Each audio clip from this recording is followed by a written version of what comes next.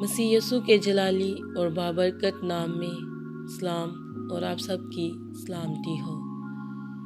آج ہم دیکھیں گے خداوند کے زندہ پاک اور خوبصورت کلام میں سے پیدائش کی کتاب اس کا 12واں باب اس کی پہلی آیت سے لے کر آخری 20 آیت تک۔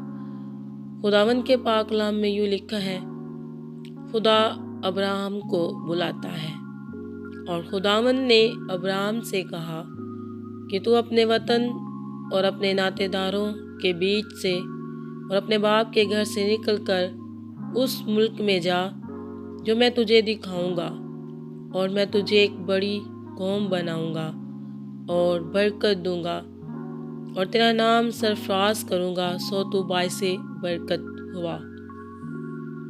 جو تجھے مبارک کہے ان کو میں برکت دوں گا، اور جو تجھ پر لعنت کرے اس پر میں لعنت کروں گا، اور زمین کے سب قبیلے تیرے وسیلہ سے برکت پائیں گے۔ سو ابراہم خداوند کے کہنے کے مطابق چل پڑا، اور لوط اس کے ساتھ گیا۔ اور ابراہم 75 برس کا تھا جب وہ ہاران سے روانہ ہوا، اور ابراہم نے اپنی بیوی ساری اور اپنے بھتیجے لوط کو اور سب مال کو جو انہوں نے جمع کیا تھا اور ان آدمیوں کو جو ان کو ہاران میں مل گئے تھے ساتھ لیا، اور وہ ملک کنعان کو روانہ ہوئے اور ملک کنعان میں آئے۔ اور ابراہم اس ملک میں سے گزرتا ہوا مقام سکم میں مورا کے بالوت تک پہنچا۔ اس وقت ملک میں کنعانی رہتے تھے۔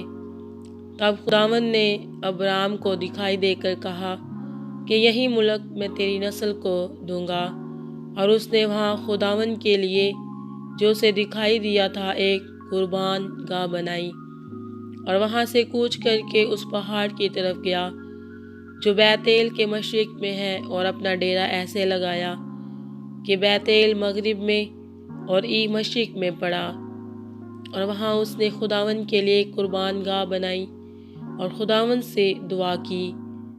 اور ابراہم سفر کرتا کرتا جنوب کی طرف بڑھ گیا۔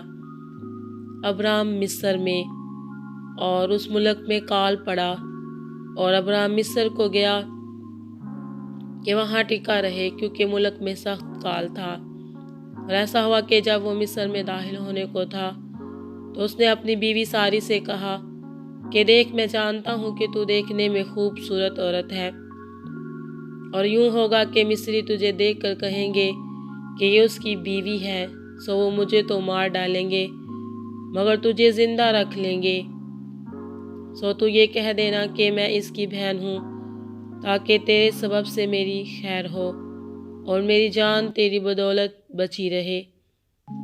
اور یوں ہوا کہ جب ابراہم مصر میں آیا تو مصریوں نے اس عورت کو دیکھا کہ وہ نہایت خوبصورت ہے، اور فرعون کے امراء نے اسے دیکھ کر فرعون کے حضور میں اس کی تعریف کی۔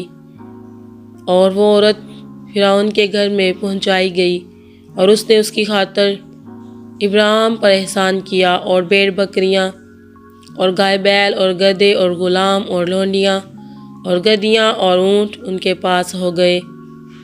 اور خداوند نے فرعون اور اس کے خاندان پر ابراہم کی بیوی ساری کے سبب سے بڑی بڑی بلائیں نازل کی۔